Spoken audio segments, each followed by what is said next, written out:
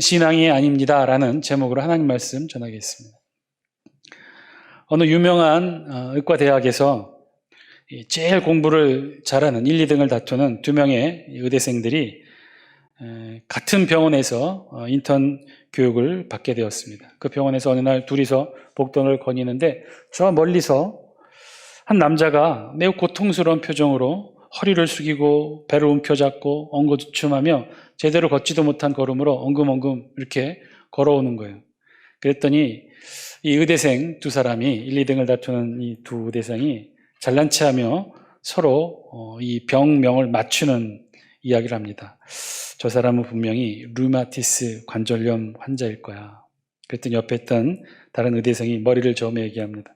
천만에 다리에 제대로 힘을 주지 못하는 것을 보면 저건 디스크가 틀림없어. 이렇게 서로 자기 주장이 맞다고 이 의견 저 의견 내다가 그 사람과 가까이 다가가게 되었고 그 환자로 보이는 남자가 이 의대생에게 가까이 다가오더니 힘겹게 이렇게 묻습니다. 저 화장실이 어디죠? 사실은 류마티스 환자도 아니고 디스크 환자도 아닌 화장실에 가고픈 사람이었던 거죠. 우리는 때때로 선입견 혹은 미리 알고 있는 지식으로 사물과 세상을 바라볼 때가 많이 있죠. 아마 대부분 그렇겠죠. 대부분 우리가 세상을 바라보고 사물을 바라볼 때 우리가 알고 있는 지식, 선입견 이런 것들로 먼저 보게 됩니다. 우리가 갓 태어난 갓난아기가 아닌 이상 우리가 삶을 통해서든 학습을 통해서든 배워온 지식을 가지고 이 세상을 바라보는 것 당연할 것입니다. 세상의 모든 것이 그렇죠. 농사도 그런지도 모르겠어요. 아무것도 모르는 제가 사과나무를 보는 것과 직접 키워보시고 혹은 옆에서 농약 맡아가며 그 자라는 사과나무를 보신 여러분들이 보는 사과나무와 제가 보는 사과나무 다르겠죠. 사실 제가 처음 실제로 사과나무를 이곳에 부임하던 때 5년 전 10월 둘째 주였는데 그때 또 역시 마찬가지로 추석 즈음하여 오는데 곳곳에 사과나무가 많이 있더군요. 그때 유심히 사과나무를 보게 되면서 실제로 본 사과나무를 보면서 놀랐어요. 왜냐하면 내가 알고 있었던 사과나무와 너무 틀렸기 때문에 그렇죠. 제가 알고 있었던 사과나무는 이런 모습이었어요. 저렇게 나무가 우거져 있고 사과가 주렁주렁 열려 있고 저 나무 밑에서 이렇게 그늘이 있어서 기대어 쉬기도 하고. 왜 제가 저렇게 상상했을까요? 이유는 제가 알고 학습해왔던 뉴턴의 만유인력 법칙을 배우면서 두 번째 사진 보여주실래요? 저 만화를 하도 봐왔기 때문에 사과나무 하면 저 나무를 떠올렸던 거죠. 실제로 뉴턴 저 만화에는 좀 늙은 모습으로 기록되어 있는데 저 때의 나이가 23살이었다고 합니다. 당시 1665년 유럽 전역에 흑사병이 돌았고 영국도 한 2년간 모든 공교육이 휴교가 되었고 대학생이었던 뉴턴도 어쩔 수 없이 휴교가 돼서 집으로 들어가 2년간 칩거하게 됩니다. 그때 쉬면서 그냥 집 앞에 있는 사과나무 기대어 이렇게 생각하고 있다가 머리에 뚝 떨어진 사과를 보고 만유인력 법칙을 정립하게 되죠. 자, 제가 알고 있었던 사과나무는 그런 모습이었어요. 저렇게 우거지고 사과가 주렁주렁 열리고 그 밑에 기대어 그늘에 앉아 쉴 수도 있는 나무. 그런데 실제로 제가 이곳 장수에 와서 사과나무를 보니까 실제로는 이런 모습이었죠. 씨알도 상당히 굵고요. 그 밑에 그늘은커녕 그 밑에 앉아서 저거 한 방 맞았다가는 만유인력 법칙은커녕 바로 병원 가야 될 상황이었겠죠. 달라요. 우리가 알고 있는 것, 알고 있는 지식으로 세상을 우리가 본다고는 하지만 다 맞지는 않는 것 같아요. 틀리죠. 상당 부분 다르기도 하고 우리가 알고 있는 지식 자체가 잘못된 경우도 많이 있습니다. 여러분, 우리 신앙의 영역에서는 어떤가요? 우리 신앙에서도요, 지식과의 관계가 있죠. 아는 것과 믿는 것이 있습니다. 지식이 있고 신앙이 있습니다. 여러분, 이 관계는 어떤 것일까요? 우리가 믿는다고 할 때 그것은 어떤 것을 가리킬까요? 우리가 믿는다고 하는 것은 우리가 아는 것을 믿는다고 하는 걸까요? 우리가 알고 지식으로 알고 또 지식으로 섭렵한 그런 것들을 우리가 믿게 되는 것일까요? 알미 곧 믿음이 되는 것일까요? 우리가 믿는다는 것, 도대체 어떤 것을 믿는다는 것일까요? 사실 오늘 우리 본문은요, 그 주제를 다루고 있어요. 오늘 우리 본문의 배경은요, 지난 시간까지 우리가 살펴보았던 빌립보를 배경으로 하고 있습니다. 사도 바울이 제2차 전도 여행을 통해서 아시아에 쭉 복음을 전했죠. 그런데 아시아에서 더 이상 복음을 전하지 못하는 성령의 막으심을 느끼게 됩니다. 그래서 드로아로 내려갔는데 드로아에서 환상을 보죠. 꿈에 마게도냐 사람 하나가 내려와 건너와 우리를 도우라는 환상을 보고 이거는 하나님의 부르심으로 이해하고 바울은 즉시 아시아가 아닌 유럽으로 건너가기로 작정합니다. 그래서 배를 타고 중간에 사모드락의 섬을 거쳐 유럽의 관문의 항구인 네아폴리 항구에 도착을 하죠. 그리고 16km 떨어진 빌립보 성에 다다릅니다. 그곳 빌립보에서 바울이 누구를 만납니까? 자색 옷감 장사 루디아를 만나죠. 그리고 그녀와 그녀의 온 가족이 세례를 받고 복음을 받아들이게 됩니다. 그렇게 만난 루디아의 만남으로 그리고 루디아의 이후 헌신적인 활동으로 바울은 빌립보에서 복음의 새로운 출발점, 거점을 만들게 되죠. 자, 그런데 바울이 그런 루디아와의 만남이 어떻게 이루어졌다고 우리 지난 시간 같이 말씀을 통해 살펴봤나요? 바울이 의도적으로 복음을 전하기 위해 간자리에서 루디아를 만났다고 했나요? 아니면 바울이 기도하러 특별한 기도 제목을 가지고 거창한 기도 제목을 가지고 기도하러 갔는데 루디아를 만났다고 했나요? 그런 거 아니었죠. 그저 습관처럼 안식일이 되어서 기도할 장소가 어디 있는가 유대인들이 기도처를 찾아갔다가 그곳에서 자연스럽게 루디아를 만나 귀한 하나님의 평신도 사역자 루디아가 회심하는 놀라운 역사가 있었다고 했죠. 자, 그와 똑같이 오늘 우리 본문에서도요, 바울은 그렇게 빌립보에서 또 다른 하루를 보내게 됩니다. 우리 다 함께 16절 말씀 영상을 통해 함께 읽습니다. 시작. 우리가 기도하는 곳에 가다가 점치는 귀신 들린 여종 하나를 만나니 점으로 그 주인들에게 큰 이익을 주는 자라. 아멘. 여기 있네요. 뭐라고 그랬어요? 뭐 하러 간다고 그랬어요? 기도하는 곳에 가다가. 기도하는 곳에 가다가. 오늘도 마찬가지였어요. 바울과 그의 일행은요, 기도하러 갔어요. 그러다가 누구를 만났어요? 기도하러 가는 길에 한 사람을 만났어요. 그런데 그 사람을 우리 성경이 뭐라고 표현하느냐? 점치는 귀신 들린 여종이었다라고 기록합니다. 점치는 귀신 들린 여종. 자, 일단 신분이 여종이었다고 그랬어요. 종의 신분이었어요. 그래서 종의 신분에 맞게 이 종을 소유한 주인이 있었겠죠. 그런데 이상한 것은요, 그 여종을 소유한 주인이 오늘 우리 성경 16절 표현해 보니 혼자가 아니었어요. 뭐라고 되어 있어요? 16절 다시 한번 띄워주실래요? 16절에 보면 뭐라고 표현하면 그 주인들에게 라고 표현하고 있어요. 그러니까 특별하고 특이한 건데 이 여종을 소유한 주인이 한 사람이 아니라 여러 주인이 있었다는 것이죠. 굉장히 특이한 경우였어요. 보통의 경우는요, 한 명의 주인이 여러 종을 거느리는 일은 있어도 한 종을 여러 주인이 나누어 소유하는 일은 드물었던 것이죠. 어쨌든 그랬다는 거예요. 여러 명의 주인들이 이 여종을 소유했다는 거예요. 그 이유가 무엇이었을까? 오늘 우리 성경은 이렇게 표현해요. 16절에 보면 그 여종이 점치는 귀신 들린 여종이었다는 거예요. 점치는 귀신. 예전 성경에서는요, 점하는 귀신이라고 번역을 했고 헬라어 원어로 보면요, 푸뉴마 피도나라고 기록을 합니다. 푸뉴마는 바람, 영, 호흡, 뭐 이런 긍정적인 뜻과 함께 부정적인 뜻으로 쓰일 때는 이 부정한 영이나 귀신을 지칭해요. 푸뉴마가 그런 뜻이고, 푸뉴마 피도나는 이 당시 그리스 아폴론 신전에서 숭배하던 뱀, 용의 이름, 즉 우상의 이름이었어요. 그리고 로마 제국 시대에서는요, 이 피돈을 어떤 뜻으로도 쓰이냐면 복화술사를 뜻하기도 해요.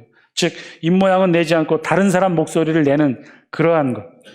다른 사람 소리를 흉내내어서 일종의 점을 치는 것이었죠. 그러니까 이 여종 점치는 귀신은 푸뉴마 피도나는요, 그런 뜻인 거예요. 귀신이 주는 초자연적인 능력으로 복화술, 즉 다른 사람 목소리를 흉내내어서 사람들에게 기름화복과 미래를 예언하는 일종의 우리네 표현으로 하면 용한 무당 혹은 처녀 귀신이 내린 용한 전쟁이 정도 됐을 것입니다.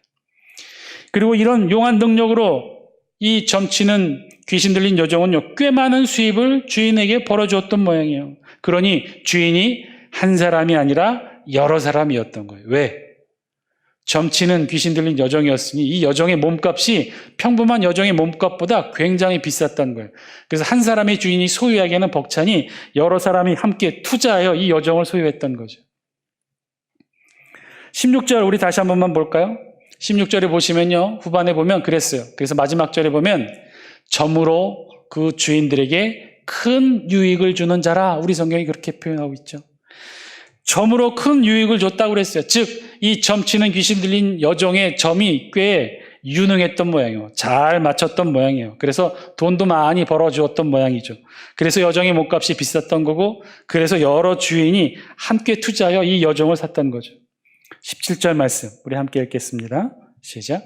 그가 바울과 우리를 따라와 소리질러 이르되 이 사람들은 지극히 높은 하나님의 종으로서 구원의 길을 너희에게 전하는 자라 하며.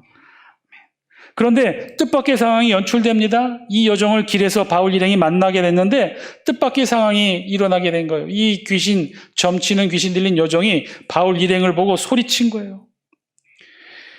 아마도 바울 일행을 그저 지나듯 스치듯 만났을 거예요. 바울 일행이 이 점치는 여종에게 무언가 설교를 하거나 복음을 전하지는 않았을 거예요.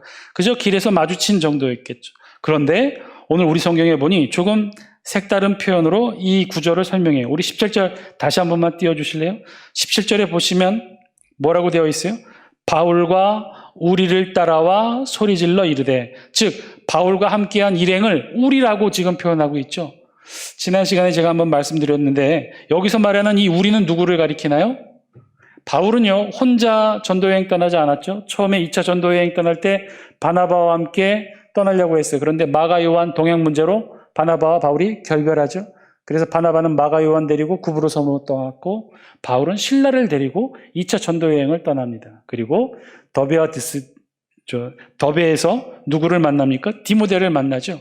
그래서 바울, 실라, 디모데, 그리고 16장 10절에 의하면 결국 누구도 이 바울 2차 전도여행에 합류하냐면 바로 이 사도행전을 기록한 누가도 이 바울의 주치 의사의 신분으로 이 바울 전도여행, 2차 전도여행에 합류를 하죠. 그래서 우리 성경에 보면 16절, 10절부터 바로 우리라는 표현을 직접적으로 써요. 왜냐하면 누가가 이때부터 함께 바울 전도여행에 동참했으니까. 더 이상 바울 일행이 아닌 바울과 우리라고 표현을 했던 거예요. 누가는 그랬던 거죠. 누가는 의사의 신분이고요. 그리고 누가는 철저히 헬라인이었어요. 이방인이었어요. 그러니까 우리 성경에 보면 이방인 출신으로 성경의 중요한 두 권, 누가복음과 사도행전을 기록한 사람이 누구라는 거예요? 누가였다는 사실이죠. 자, 그렇게 누가까지 합해서 바울 일행 4사람이 바울이 일행을 이끌고 기도하러 가는 도중에 이 점치는 귀신 들린 여종을 만나 이런 소리를 듣게 되었던 거예요. 뭐라고 외쳤느냐? 지극히 높은 하나님의 종, 그리고 구원의 길을 너희에게 전하는 자. 이렇게 여종이 바울 일행에 대해서 외치기 시작했대요. 이 점치는 귀신 들린 여종이 왜 이렇게 바울 일행을 말했을까? 그리고 사실 놀랍죠? 어떻게 바울 일행이 이런 하나님의 지극히 높은 종이고 구원의 길을 전하는 자임을 이 여종이 알았을까요? 다메섹 도성에서 부활 승천하신 예수 그리스도를 만났고 이방인의 사도로 세움을 받고 구원과 복음을 전하고 수많은 이적과 기적을 통해 하나님의 복음과 하나님의 능력을 전했던 바울을 이 여종이 어떻게 한눈에 알아보았을까요? 혹시 이 빌립보 전역을 돌며 바울이 전도했고 그래서 그 전도를 이 여종도 들었던 것일까요? 아니요, 그렇지는 않아 보입니다. 왜냐하면 바울이 빌립보에서 복음 사역은요 제대로 전하지를 못했어요. 왜냐하면 그건 중요한 바울의 복음 전도 원칙 때문에 그랬는데, 바울의 중요한 복음 전도 선교 사역의 원칙 중에 하나가 뭐냐면요, 아무리 이방 지역이라 할지라도 바울이 많은 사람들이 모여 있는 광장에서 제일 먼저 복음을 전하지는 않았어요.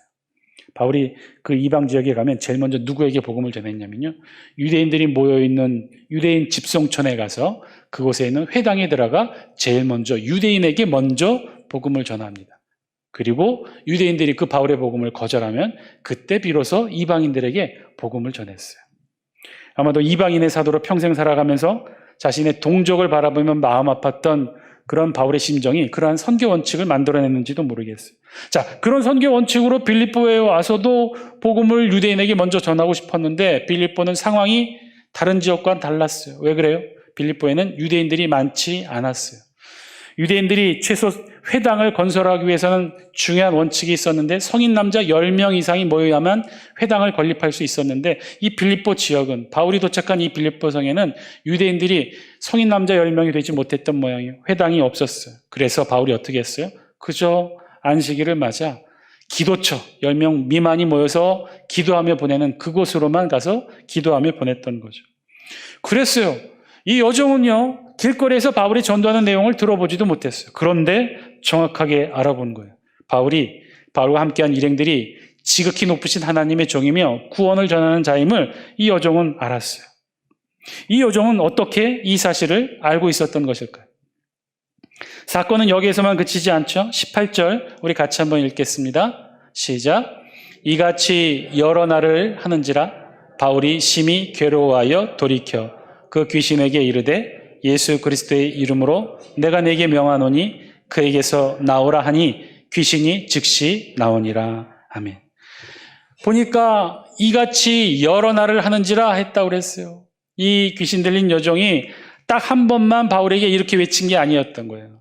그 다음 날도 바울과 그의 일행을 볼 때마다 쫓아가면서 그렇게 외쳤던 거예요. 지극히 높으신 하나님의 종, 그리고 구원의 길을 전하는 자요 라고 계속해서 외쳤던 거예요. 그러자 바울이 심히 괴로워하였다고 그랬어요. 그러면서 이 귀신 들린 여종에게 마지막으로 돌아서서 명령하죠. 예수 그리스도의 이름으로 죽기 명령을 내리게 됩니다. 귀신에게 여종에게서 즉시 나올 것을 명령했던 것이고, 그리고 이 예수 그리스도의 이름으로 행해진 바울의 죽기 명령은 즉시 효력을 발휘하고 우리 성경 표현대로 귀신이 즉시 나왔다고 했어요. 사실 이 사건은요, 당시 빌립보에서 굉장히 커다란 사건이었을 거예요. 우리 성경이 자세하게 기록하고 있지는 않으나 이 점치는 귀신 들린 이 여종 꽤 유명했어요. 능력이 있었어요. 용하게 잘 맞췄어요. 빌립보 성 모든 사람들이 다 알고 있었던 사람이에요. 그런데 그 점치는 귀신 들린 여종이 귀신이 쫓겨나간 거죠. 귀신 들렸던 여종은 바울의 죽기 명령으로 정상적인 삶을 살아가게 됩니다. 그리고 나중에 아마도 빌립보 교회에 중요한 역할을 하는 교인이 되었을 거예요. 굉장히 큰 사건이었는데, 그런데 이 사건이 어떻게 이어지느냐? 이제 전혀 엉뚱한 다른 방향으로 이어져요. 우리 19절 함께 읽겠습니다. 시작. 여종의 주인들은 자기 수익의 소망이 끊어진 것을 보고 바울과 실라를 붙잡아 장터로 관리들에게 끌어갔다가, 전혀 다른 방향으로 사건이 이어지고 있는 것이 이 여종의 주인들이 분노하게 되었다는 거예요. 화가 났다는 거예요. 왜 분노했을까요? 우리 성경의 표현대로라면 자기 수익의 소망이 끊어져서 바울을 향해 분노를 일으켰다는 거예요. 무슨 뜻일까요? 그동안 점치는 귀신 들린 여종을 통해 수입이 짭짤했다는 거예요. 많은 수입을 올렸다는 거예요. 이 여종이 용했다고 그랬죠. 잘 맞췄어요. 그래서 빌립보 성에서 참 많은 장사를 했던 거예요. 많은 돈을 벌었는데, 그런데 그 돈의 수입을 이 주인들이 서로 나누어 가졌는데 그 수입이 사라지게 된 거죠. 귀신 들려 점을 치게 되었는데 이제 그 귀신이 나갔으니 더 이상 점을 칠 수 없게 된 거예요. 그래서 이 여종의 주인들은 자신들의 돈벌이가 끊어지게 된 원인을 사도 바울에게 돌리고 바울과 실라를 붙잡아 관리들에게 넘겼다고 우리 성경이 기록해요. 그런데 여기서도요, 우리가 주의 깊게 좀 봐야 될 표현이 있는데요. 19절 말씀 우리 영상을 통해 다시 한번 볼까요? 여기서 보시면요, 뭐라고 되어 있냐면 여종의 주인들은 자기 수익의 소망이 끊어진 것을 보고 뭐라고 표현하고 있어요? 바울과 우리라고 표현했던 걸 다시 바울과 실라를 붙잡아 이렇게 표현하고 있죠. 왜 우리에서 바울과 실라라고 다르게 표현했을까요? 이유는 단 하나, 우리라고 하는 이 사도행전의 기록자 누가가 여기에는 포함이 안 된 거예요. 자기는 안 붙잡힌 거예요. 그러니까 바울의 일행이 4명이었는데 바울, 실라, 디모데, 누가 이렇게 4사람이었는데 이 중에서 2사람만 붙잡힌 거죠. 2사람만 붙잡아다가 관리에게 넘겼던 거예요. 사실 그 이유가, 왜 그랬는지 그 이유가 20절에 기록된 바울과 실라를 고소한 이유에 해당하기도 해요. 20절 말씀 우리 같이 한번 읽습니다. 시작. 상관들 앞에 데리고 가서 말하되 이 사람들이 유대인인데 우리 성을 심히 요란하게 하여. 자, 이제 여종의 주인들이 바울과 실라만을 잡아다가 상관들 앞에 데리고 갑니다. 그리고 고소를 하죠. 어떻게 고소했을까요? 우리 성경 20절의 표현에 의하면 바울과 실라를 고소한 이유를 자신의 여정을 통한 수입이 끊겨서 경제적인 이유로 그런 것들로 고소한 것이 아니라 전혀 다른 이유로 고소를 합니다. 어떤 이유로요? 우리 성을 심히 요란케 했다. 심히 요란하게 하다, 원어의 뜻 살펴보면요, 선동하다, 흔들어 놓다 이런 뜻이에요. 즉 정치적 선동죄로 지금 바울과 실라를 고소한 거예요. 이해하기 어려운 일이죠. 귀신을 쫓아내 한 사람을 정상적으로 만들었는데, 그런데 그런 바울 일행을 정치적 선동죄로 지금 로마의 관리에게 고소한 거예요. 어떻게 귀신을 내어 쫓은 일이 이렇게 정치적 선동죄에 해당하는 것일까? 더 흥미로운 사실은요, 22절 이후에 나와요. 우리 22절 같이 한번 읽어볼까요? 시작. 무리가 일제히 일어나 고발하니 상관들이 옷을 찢어 벗기고 매로 치라 하여. 자세히 보시면요, 더 이상 이제부터는 바울과 실라를 고소한 주체가 누가 되는 거예요? 주인들이 아니라 무리, 군중들이 된 거예요. 군중들이 다 동요하고 합세했다는 거예요. 빌립보 지역에 이 사건 사고를 알고 있었던 모든 군중들까지도 함께 여정의 주인들과 함께 합세하여 바울과 실라를 고소했다는 거죠. 어떻게 이렇게 확대될 수 있을까? 어떻게 이런 말도 안 되는 일이 일어난 이유가 무엇이었을까요? 그리고 더 중요한 것은요, 그런 거짓 정치적 선동에 로마의 관리들이 중죄에 해당하는 형벌을 재판도 없이 지금 바울과 실라에게 내렸다는 사실이에요. 어떻게요? 바로 옷을 찢어 벗기고 매로 치라. 옷을 찢어 벗기고 매로 치는 것은요, 태장의 형벌을 가리켜요. 이건 심각한 죄인들에게 행해지는 형벌이었어요. 우리 예수님도 이런 형벌을 받았죠. 옷을 찢어 벗기고 매로 치는 형벌, 태장의 형벌이고요. 바울은 그의 생에 이 태장의 형벌을 3번이나 받게 됩니다. 이 로마식 형벌, 이 태장의 형벌이 유대식 형벌과는 좀 달라요. 유대는요, 어떤 형벌이었죠? 40에 하나 감한 매를 때리게 되는 형벌이었죠. 이 유대 형벌과 로마의 형벌이 같이 매를 때리는 형벌이지만 그 차원이 달랐던 것이, 유대는요 40에 하나 감한 매로 매 대수가 제한이 되어 있었어요. 왜 40에 하나 감한 매를 때렸느냐? 유대인들의 기준에 의하면 40대 이상 매를 치면 사람이 죽을 수도 있다고 판단된 거죠.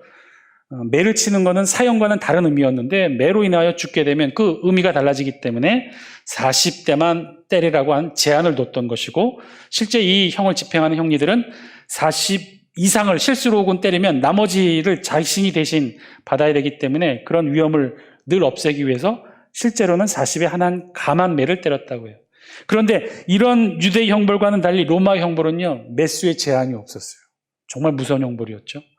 그냥 이 형을 집행하는 관리의 마음이었어요. 그저 신체적 조건과 체격을 봐서 자기가 원하는 만큼 형을 집행했던 거죠. 그래서 매우 위험한 형벌이었는데, 그랬어요. 바울과 실라에게 이 형벌을 내렸다는 거예요. 재판도 거치지 않고 이 형벌을 내려서, 그리고 23절에 보니 그렇게 해서 옥에 가둬뒀는데, 어떤 옥에 가뒀느냐? 24절 우리 같이 한번 보겠습니다. 24절 시작. 그가 이러한 명령을 받아 그들을 깊은 옥에 가두고 그 발을 착고에 든든히 채웠더니. 정말 바울 일행을요, 중죄형으로 다스려지고 있다는 것을 알 수 있는 것이, 이런 태장의 매의 형태도 정말 잔혹한 형벌이었고, 그리고 나서 그렇게 매로 실컷 치고는 어디에다 가뒀느냐? 깊은 옥에 가두었다는 거예요. 깊은 옥이라는 어떤 옥이냐면요, 햇빛이 전혀 들지 않고 창문도 없는 감옥, 즉 지하 감옥을 뜻합니다.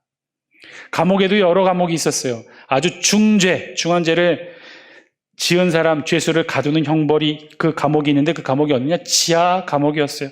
거기에는요, 창문도 없었어요.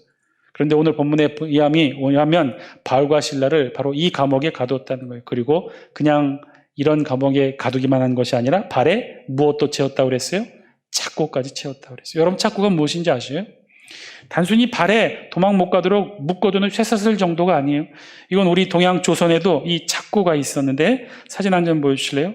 조선시대 죄인의 발목에 채우는 이 형구로 고량틀이라고도 불리웠는데요. 주로 거칠고 사나운 죄수에게 채워서 행동의 자유를 박탈하기 위한 목적으로 저런 착고를 채워두기도 했다는 거예요. 그런데 여기에는요, 그저 도망 못 가도록 붙잡아두기 위한 목적만 있었던 게 아니에요. 여기에는 가혹한 고문을 하기 위해서도 저 착고를 채웠어요. 왜냐? 그냥 보통 평범할 때는 저 정도 넓이로 발을 벌리게 하지만, 정말 심한 중죄인 경우는 저 발의 넓이를 최대한 넓게 벌려서 채워놓은 거예요. 저거는 나무로 된 것도 있고 쇠로 된 착고도 있어요. 그렇게 채워놓으면 어떻게 했어요?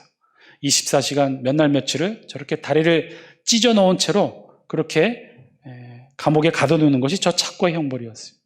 지금 본문이 그랬다는 거예요. 본문에 의하면 바울과 실라가 그런 형벌을 받았다는 거예요. 중재 형벌을 받아서 태장의 형벌로 실컷 매를 맞았고, 그리고 아주 깊은 지하 감옥에 갇혔고, 그리고 착고까지 채워서 그렇게 가둬두었다는 것이죠. 자, 그러면 도대체 왜 이런 형벌까지 받게 되었던 것일까요? 바울이 했던 일, 단순히 귀신을 내어 쫓은 일이 그게 전부였는데 그 일이 무슨 이런 중한 범죄에 해당한다고 이렇게까지 바울과 실라를 이렇게 가두기까지 했었을까요? 당시는요, 로마 시대였고요. 그래도 당대 최고의 합리적이고 상식적인 법률 제도를 갖춘 국가가 바로 이 로마였어요. 그저 이유도 없이 그저 이렇게 막 중한 형벌을 행하는 그런 나라가 아니었다는 것이죠. 여기에는요, 특별한 이유가 있었어요. 이유는 이 여종의 주인들이 바울 일행을 고소할 때 전혀 다른 거짓 내용으로 고소했기 때문에 그랬다는 거예요. 그것이 바울 일행 중 바울과 또 실라만을 체포했던 이유이기도 해요. 20절 우리 다시 한번 영상을 통해 같이 한번 볼까요? 함께 읽겠습니다. 시작. 상관들 앞에 데리고 가서 말하되 이 사람들이 유대인인데 우리 성을 심히 요란하게 하여. 여러분 다시 20절을 보시면 이제 어떤 단어가 눈에 들어옵니까? 유대인이라는 거예요. 유대인. 지금 이 여종의 주인들은요, 인종차별의 논리로 바울과 실라를 고소했던 거예요. 그래서 당시 유대인이었던 바울과 실라만을 이들은 체포하여 고소했던 것이죠. 인종차별의 논리로 고소를 한 것이죠. 왜냐하면 누가는 헬라인이었다고 그랬죠. 그리고 디모데는 아버지가 헬라인이었어요. 그러니 누가와 디모데는 이방인이었기 때문에 이 바울 4명의 일행 중에 이 둘은 제외하고 순수 유대인 혈통이었던 바울과 실라만을 붙잡아 이렇게 로마인 감옥의 이 관리에게 넘겼던 것이죠. 결론은 유대인이었다는 거예요. 유대인으로 고소를 했다는 거예요. 왜냐? 당시 빌립보를 비롯한 로마 제국 전역에는 서서히 반유대주의적 감정이 일어나고 있었어요. 반유대주의적 감정으로 인해서 로마 제국 전체에서는요, 유대인을 미워하고 유대인에게 커다란 죄를 뒤집어 씌우는 일들이 많이 있었고, 심지어 나중에 그 반유대적 감정이 극에 올라서 로마 황제 글라우디오는 로마 제국 전역에서 유대인을 축출하라는 그런 칙령까지도 내리게 됩니다. 우리 성경에 사실은 이 내용이 기록된 본문이 있는데요. 사도행전 18장 2절에 보면 바울이 브루스길라와 아굴라를 만나는 장면을 우리 성경에 기록해 놓았어요. 우리 사도행전 18장 2절 말씀 함께 읽습니다. 시작. 아굴라라 하는 본도에서 난 유대인 한 사람을 만나니 글라우디오가 모든 유대인을 명하여 로마에서 떠나라 한 고로 그가 그 안에 브리스길라와 함께 이달리아로부터 새로 온지라 바울이 그들에게 가매. 아마 브리스길라 아굴라가 로마 본토에 살았던 모양이에요. 근데 로마 제국 전역에서 유대인들을 축출해내라는 칙령에 따라서 쫓겨난 거죠. 그래서 바울을 만나게 됐다라고 사도행전 18장 2절이 기록하고 있는데 그랬던 거죠. 당시는 유대인 감정이 좋지 않았어요. 그래서 로마 제국 전역에서 유대인을 천의하고 멸시하고 유대인들에게 심한 죄를 씌우고 그렇게 축출해내었던 그런 인종차별적 분위기가 있었던 거예요. 지금 여종의 주인들은요, 그렇게 바울을 고소했던 거죠. 반유대적인 감정을 자극해서 바울 일행을 고소했던 거예요. 그래서 고소의 내용도 간단해요. 저들이 유대인이다. 이 성 사람들을 선동하는 그런 유대인이었다는 거예요. 그리고 21절에 보면 저들이 무엇을 외쳤냐? 이 여종의 주인들이 이렇게 고소해요. 우리가 받지도 못하고 행하지도 못할 풍속을 전했다. 여러분, 여기서 말하는 이 풍속은 어떤 걸 가리키냐면요, 유대 율법을 가리켜요. 즉, 이 여종의 주인들의 주장에 의하면 바울과 실라, 바울 일행이 빌립보 성에 와서 유대인 신분으로 유대 율법을 전했다는 거예요. 여러분, 유대 율법이 뭡니까? 할례를 받아야 되고 600여 가지가 넘는 조항으로 유대인들과는 상종도 하지 말아야 되는 그런 유대 율법을 빌립보 성 사람들에게 전했다 하니 빌립보 성 사람들이 그 이야기를 듣고 놀랬죠. 화가 났을 겁니다. 아니, 어떻게 이런 일이 있을까? 그래서 이 중한 이 형벌로 이 바울과 실라를 그렇게 매질하고 지하 감옥에 가두고 착고까지 채웠던 것이죠.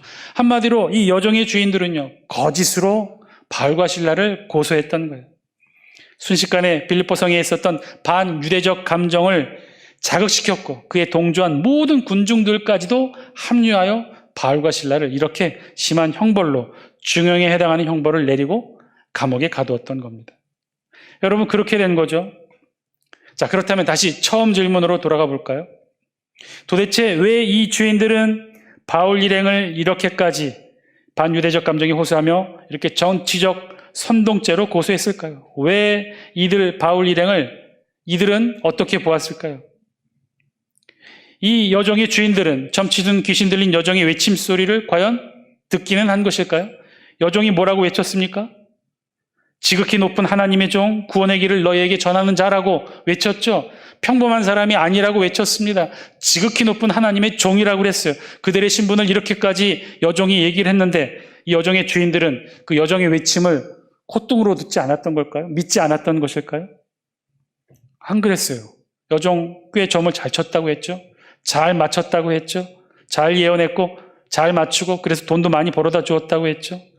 여종의 능력이 좋았다고 그랬어요. 실제로 이 여종이 점을 치는 대로 다 맞았던 거죠. 그렇게 해서 돈을 벌었던 거죠. 그런 주인들이 이 여종의 말을 그냥 흘려들었을까요? 안 믿었을까요? 알았을 거예요. 바울 일행이 어떤 사람들인지 알았을 거예요. 그리고 바울 일행이 어떤 특별한 능력을 가졌는지도 자신의 여종에게 귀신을 내어쫓는 모습을 보고 알았을 거예요. 다 알았죠. 보통 사람이 아니라는 것, 여종이 외쳤던 것처럼 특별한 사람들이라는 것, 하나님의 지극히 높으신 하나님의 종이라는 것 알았을 거예요. 다 알았을 거예요. 그러나 여종의 주인들은 그 아는 것으로 이들을 믿지 않았던 거죠. 사랑하는 장숙회 성도 여러분, 오늘 말씀을 통해 우리에게도 주시는 하나님의 음성 저와 여러분들이 들을 수 있게 되길 바랍니다. 여러분, 아는 것은요, 믿는 것과 같지 않아요. 지식은요, 그래서 신앙이 될 수 없는 거예요. 아는 것으로, 지식으로 우리의 믿음과 신앙이 쌓여지지는 않는다는 사실이죠. 오늘 말씀을 통해 비추어보는 우리의 신앙의 모습도 돌아보기를 원합니다. 여러분의 신앙은 어떤가요? 여러분은 아는 신앙입니까? 믿는 신앙입니까? 장수교회 성도 여러분, 아는 신앙에서 믿는 신앙으로 나아가는 여러분이 되시기를 바랍니다. 여러분, 안다고, 알고 있다고, 지식이 있다고, 많이 들었다고 그것이 나의 믿음이 되고 나의 신앙이 되지 않는다는 사실을 깨닫게 되기를 바랍니다. 어느 날 무디 전도자가 3,000명 앞에 놓고 집회를 하는데 그날따라 더욱 은혜로워서 많은 이들이 회심하고 죽게 돌아온 놀라운 역사가 있는 그런 집회를 이끌었어요. 그렇게 열띤 설교를 마치고 나서 설교가 끝난 후 그 집회에 참석했던 저명한 대학 교수 한 사람이 무디 목사에게 찾아와 만남을 청합니다. 그리고는 이렇게 말을 건넸다고 해요.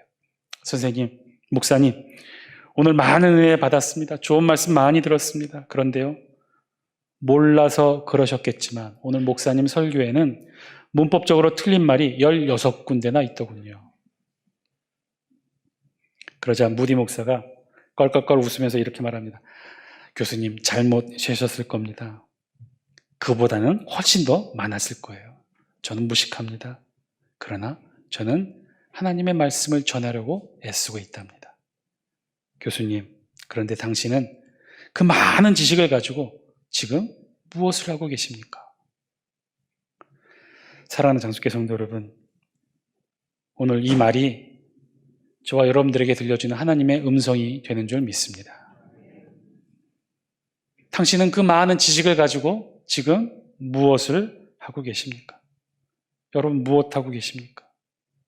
그토록 수많이 들어왔던 그 설교와 지식과 아는 내용으로 여러분 도대체 무엇을 하고 계십니까? 수많은 신앙의 경력을 통해, 경험을 통해 그 많은 것들을 알아서 지금 여러분들은 무엇을 하고 계십니까?